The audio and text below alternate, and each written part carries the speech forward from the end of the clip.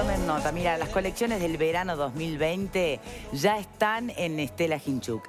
Podés encontrarte con las marcas y los modelos de las colecciones de lentes de sol que están haciendo furor este verano, donde en cualquiera de los locales de la óptica Stella Hinchuk, 7 locales en Montevideo y Punta del Este.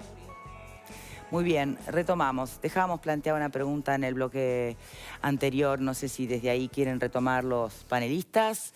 Graciano, tal vez. De repente podríamos refrescar la pregunta para los televidentes que se están enganchando. Y claro, y hay gente que se engancha ahora. Hay gente que se engancha ahora. Hay gente que se engancha ahora, claro. No podemos. O sea, la continuidad, hubo una tanda muy larga. Pasaron cosas. Saliste jugando bárbaro. El tema es que yo tampoco me acuerdo. La sociedad, Victoria, la sociedad. Ah, gracias. Pero será gracias. Sí, pero antes de la sociedad había un preámbulo que hice, que no me acuerdo. Bueno, tanto no. ¡Qué horrible! ¡Ay, Dios mío, diciembre! ¡Qué horrible! Nos atacó el alemán y el italiano juntos. Bueno.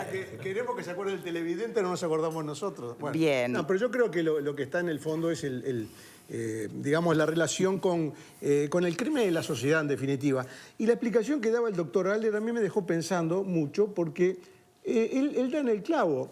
Entre el mundo del delito y la sociedad honesta, digamos así, ¿qué es lo que hay? Porque en ese, digamos, en ese espacio que hay entre el mundo del crimen, entre el AMPA, como dice Juan Ramón, entre el crimen organizado y la sociedad que sufre sus efectos, hay muchas cosas. Y es allí donde me parece que está la gran batalla, porque el delincuente ya está, como se dice vulgarmente, torcido. Hay que apelar, digamos, a las nuevas generaciones para que no entren en el mundo del delito. Pero en el medio, ¿qué hay? Si hablamos de narcotráfico, en el medio hay consumidores. ¿Por qué vamos a obviar lo que hay en el medio? En el medio hay gente que con su consumo, con su adicción, su enfermedad, como le quieran llamar, su patología, no importa, está fomentando eso. ¿Qué hace el Estado frente a ese consumo o a ese adicto que alimenta el fenómeno del narcotráfico? El portal amarillo. ¿Cuántas camas hay? ¿5, 10, 15, 20? 20. Bueno, 20 camas. 20 camas. 400 muertos por año, de los cuales una gran parte producto de la guerra entre bandas de narcotraficantes. 20 camas en el portal amarillo. ¿Qué hay también? Está la policía, la prevención, está la justicia. Están tal vez los medios de comunicación también que a través de programas como este hacen un aporte, una reflexión, etc. Es allí. Y allí se está haciendo muy poco también. El Estado no está respondiendo al desafío del consumo de sustancias ilegales por fuera, digamos, de las que produce el Estado. La justicia está sobrepasada. La policía, en fin, las cárceles. Entonces me parece que allí, en ese medio campo, como en el fútbol, en ese medio campo es donde se está jugando el partido. Y me parece que en ese medio campo se está haciendo poco y nada. Bien. ¿Alguna reflexión sobre lo que acaba de decir Pascal Aller? Yo estoy de acuerdo. Bien. Es que la pausa fue muy Álvarez. larga, me parece, porque creo que la interpretación o el enfoque que está dando Graciano ahora no es excluyente, pero sí apunta un poquito a lo que decíamos antes, ¿no? Cuando hablábamos de lo que falta, que no es solamente celulares sí o celulares no. Cuando hablábamos de que estos delincuentes tal vez sigan existiendo, pero ¿dónde es que encuentran eco y se siguen expandiendo? Cuando hablábamos de educación, también hablamos de tratamientos de rehabilitación, así que no tengo más que agradecer esos minutos de reflexión que le han hecho muy bien aquí a mi compañero a la hora de expresarse. Gracias, A mí me gustaría, perdón, Sí. a mí me gustaría, a propósito de lo que Gustavo señaló hoy más temprano, acerca del poder de la simbolización y que lo quiero vincular con algo que también Amorelli dijo hace un ratito y tiene que ver, si bien desde muchas perspectivas, incluso con el aporte que hace Germán, el crimen que nos convoca aquí en la charla tiene, digamos, unas lógicas propias que tiene que ver con justamente, entre otras cosas, la subcultura a la que se aludió. También es cierto, y no me parece que sea aconsejable, dejar afuera de este tema y de este análisis lo que podríamos llamar la subcultura del mundo fútbol. No porque entienda que un delito de esta naturaleza solo se produce en el ámbito fútbol o que si no fuera por el fútbol esto no ocurriría. No estoy diciendo tanto. Pero sí, obviamente, este delito luce y tiene lógicas fruto del mundo fútbol. Y lo digo una vez más, reivindico esto. Que Lo decís por las barras bravas en concreto. Por las barras bravas, por la forma de alguna manera, creo que lo decía Germán también más temprano, el patológico rol que se le ha dado al fútbol acerca de los alcances que tiene que ver con la alegría o la tristeza, la derrota o la victoria, ¿verdad? Esos son asuntos que sí me parece que en oportunidades como esta, el mundo fútbol lo único que hace es sacar la pata del lazo diciendo, esto es porque vivimos en una sociedad cada vez más violenta y el ministro tal o no sé cuál, me parece que le vamos a agarrar el bizcochazo. Yo creo que corresponde que en la medida que sea adecuado, lo que podríamos llamar la construcción cultural o subcultural del fútbol también merece que sea analizada en oportunidades como esta. Álvarez, ¿querés decir algo? Es interesante lo que plantea Alejandro, con un matiz. Yo creo que nuestra sociedad o la sociedad en general de nuestros vecinos, del mundo, se ha ido tornando cada vez más violenta. El ser humano es el único animal violento, no agresivo, violento. Y en ese entorno yo creo que estamos segmentando la violencia y tratándole de encontrar explicación segmentadamente. ¿Cómo solucionamos la violencia en el fútbol? ¿Cómo en el básquetbol? ¿Cómo en la violencia intrafamiliar? Cuando hay una transversalidad en la violencia, que eso es lo que tenemos que hacer punto y foco, ¿no? ¿Puedes hacer una pregunta? Un redondeo, si me permite. No, por supuesto. No, estoy de acuerdo. Y una cosa que me parece fundamental, y valga la redundancia, los grupos fundamentalistas, porque de hecho, desde cierto punto de vista, son fundamentalistas, los barras bravas, los del básquetbol, tienen características psicológicas claramente determinadas, estudiadas científicamente. La transversalidad son rasgos paranoides, los psicópatas o sociópatas, debí decir, son los que están liderando, y también es cierto, lo que mencioné y no terminé de redondear, que muchas veces desde fuera es muy fácil decir por qué hizo esto. Cuidado, es un mecanismo muy perverso. O hago o me matan. Y en ese escenario no es fácil si no hay una apoyatura estatal, hasta en cierta manera de una cobertura familiar, social, jurídica, es muy difícil decir que no. Nosotros aquí sentados, todos tranquilos, cualquiera de nosotros nos preguntan, yo nunca haría eso, no lo sé. Bien, lo que quería preguntar era un poco al revés o con la mirada puesta en la otra orilla. ¿Qué le pasó a la sociedad que se rige por las normas, por las leyes, por los códigos que tienen que ver con el respeto, los valores? ¿Qué le pasó a esa parte de la sociedad que no logra seducir por ejemplo, a los más jóvenes que terminan sí siendo seducidos por el mundo del AMPA? ¿En qué estamos fallando? Es otra mirada, ¿no? Es otra pregunta. Sí, es salirnos de los remedios y es preguntarse algo más grande aún. Pero hay una inmediatez y una tendencia a la gratificación inmediata que es alarmante. Yo creo que es palpable, meridianamente claro. Y el delito, en cierta manera, encarna un poco eso. Bien. Es la gratificación inmediata. Es más fácil y más rápido. Y después los modelos se van constituyendo porque tienen éxito. Éxito entre comillas, diremos nosotros, pero tienen éxito. Aler, ¿qué pensás? Enrabado con lo que decía el querido colega, continuóse.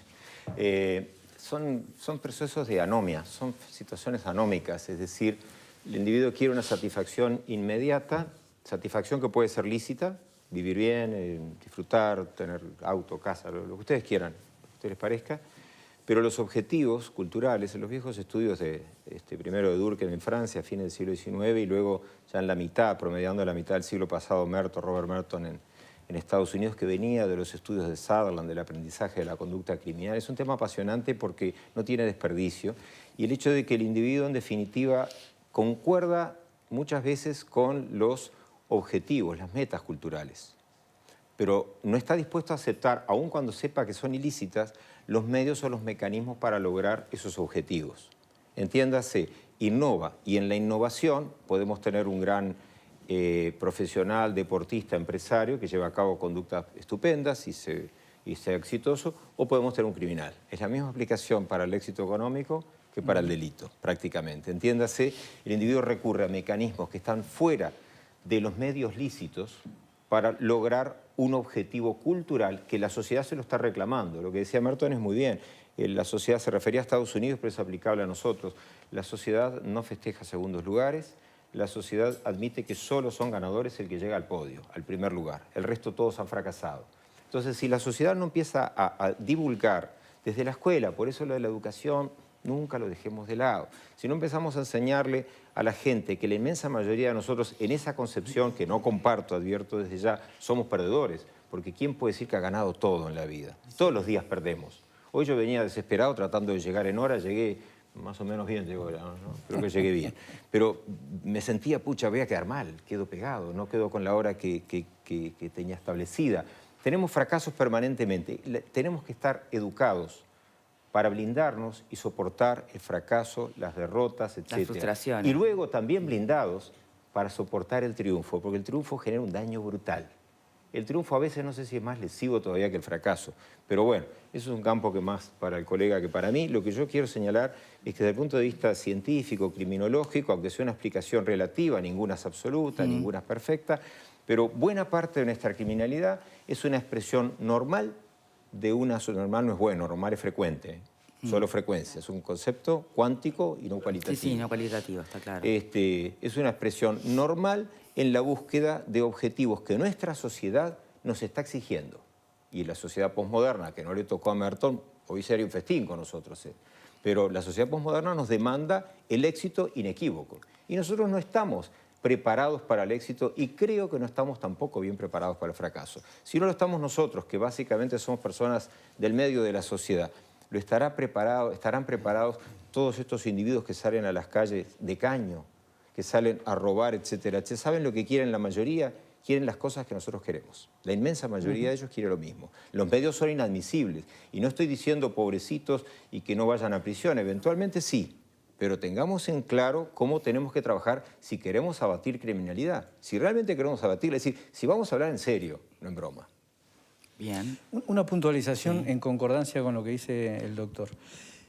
También muchas veces lo que uno analiza, después de haber trabajado mucho tiempo en cárceles, es la necesidad de tener un lugar y ser reconocido por un otro. Es algo increíble. Y muchas veces donde lo encuentran es en este tipo de lugares, en este tipo de subculturas, donde por llegar a determinada jerarquía, donde ser reconocido y sostenido en la mirada de un otro, se pueden llegar a hacer casi cualquier cosa. Obviamente que no todos, ¿no? Hay una historia vital pero es previa. la misma lógica del éxito. ¿Perdón? Es la misma lógica del éxito, con un matiz, ¿no? Con un matiz. Llevada a las conductas ilícitas. Con un matiz o con un énfasis, tal vez, en donde yo nunca tuve un lugar, ni en mi núcleo familiar primario, ni en lo social, ni en lo académico, etcétera, etcétera, y encuentro mi lugar, mi pertenencia en este lugar, en esta subcultura. Todo esto que se ha dicho me hizo acordar a una vez que entrevisté a Álvaro Garcés, quien fuera comisionado parlamentario penitenciario, ¿no? Y le pregunté, ¿cómo te sentiste la primera vez? Me quedó grabado esto que contestó. La primera vez que entraste a una cárcel. Y me dijo, la imagen que tengo es la de sentir que esos ojos que me miraban de atrás de la reja podían ser los míos propios. Y creo que tiene un poco que ver con todo esto, ¿no? Esa mirada de que no es un bando y el otro, sino que somos todos seres humanos. Bueno, está en juego ahí, se podría discutir la meritocracia y demás, ¿no? Pero eso, ¿no? Que realmente si no damos herramientas como sociedad para pensar en algo más profundo que lo puntual, que también estoy de acuerdo contigo en que hay que hacer algo ya, ¿no? Y que la represión es necesaria dentro del marco jurídico. Pero si no pensamos como sociedad en algo que realmente genere un cambio radical en cuanto a brindar herramientas a todos los ciudadanos, es imposible, porque se van a seguir generando esas desigualdades. Y que en la primera infancia, como dice Álvarez, es donde realmente se imprime esa mirada del mundo, esa interpretación que después se va a tener del mundo. Y como todos sabemos, tanto lo bueno como lo malo lleva años de terapia para cambiar. O sea que si imprimimos lo bueno, realmente puede tener un efecto muy importante. Sí, es verdad. Pepe. Sí, dos cosas. Leonor nombró a Álvaro Garcés y a mí hace unos segundos se me había disparado la cabeza por ahí, pero nada que ver con lo que estamos hablando concretamente, que es muy interesante por parte de los expertos. Y me quedé pensando si el hecho del... Mirá lo que estaba pensando, ¿no? El nombramiento de Garcés, el hombre que quizás conozca más de cárceles en nuestro país, que ha sido nombrado como director de inteligencia, no tiene mucho que ver. ¿no? Porque creo que también el tema, y siendo a órdenes más prácticos de todo esto, si no tiene mucho que ver el tema de la inteligencia con lo que está ocurriendo dentro de las cárceles. La falta de inteligencia. Sí. Eso por un lado. Y por el otro lado es cierto, ¿no? Los fanatismos exacerbados. Yo lo decía el otro día, muchos nos fuimos a festejar el domingo, otros tantos miles se fueron para su casa con la amargura de haber perdido, pero hay otras cosas, está la familia, está ir a ver a Leonor al teatro, el leer un libro, hay otras cosas. Hay gente que su vida es un cuadro o el otro, nada más, y todo pasa por ahí. Entonces no toleran la frustración de haber perdido un campeonato o situaciones parecidas. Tenemos que ir cerrando este bloque. Me gustaría una reflexión de cada uno de nuestros invitados. Germán Ale. Me metís una muy breve anécdota. Una vez hablando con un recluso, hace décadas atrás, ¿no? Con un individuo que había cometido una serie de hechos bastante graves, con armas, etcétera, asaltos, y había matado a una persona. Y yo le preguntaba, bueno, yo puedo entender por qué robás, ¿no? Es decir, en ese diálogo franco, donde además no hay mentiras, no hay nada que ocultar, no tiene nada que descargarse. Le digo, pero no me entra en la cabeza, en aquella época así lo pensaba, que con un arma vayas y mates a una persona o la esgrimas y le hagas sentir la peor de las basuras y la nada, mientras lo tiene doblegada con un arma. Le digo, ¿por qué haces eso? Podrías hacerlo igual de otra manera. Me dijo, yo cuando tengo un arma soy alguien. Cuando no tengo un arma, no soy nadie. Y ese es un problema en el que tenemos que trabajar mucho en lo social, y eso no es un problema policial. No ha hablado de una 45, ¿no? De tener una 45 y que te respeten. En aquella época era un 38. Un 38. Bien, Álvarez. Y bueno, que es un tema que si bien tocamos un hecho en particular, es un tema como todo el delito y la criminología, que tiene múltiples variables, tremendamente heterogéneo. Y de vuelta a lo mismo, la ponderación y el equilibrio entre la represión dentro de los marcos establecidos, que es necesaria y no es una mala palabra, y todo lo otro que viene para empezar a cortar la génesis del delito. Porque si no, si nos quedamos parados en la pura represión, y bueno, el Uruguay se convertirá en una gran cárcel, porque cada vez el flujo de reclusos y el índice de reincidencia es tremendo. Y estamos hipotecando y se está juvenilizando la población carcelaria también. Entonces estamos hipotecando, debí decir, la juventud, la primera juventud, que se están convirtiendo en modelos a seguir por otros más chicos. Esto es grave, esto es muy grave. Germán Aller, Gustavo Álvarez, muchísimas gracias a los dos de verdad por habernos acompañado hoy. Hacemos una pausa y volvemos con las reflexiones finales. Yo me pregunto solamente qué pasaría, y solo qué pasaría, si empezáramos tan solo por hacer cumplir las leyes, hacer cumplir lo que está en la Constitución, lograr con todos los recursos del Estado, bueno, llegar y cumplir las metas que ya están inventadas y planificadas de antes, ¿no? Pausa y ya venimos. Que va del medio a la pasión.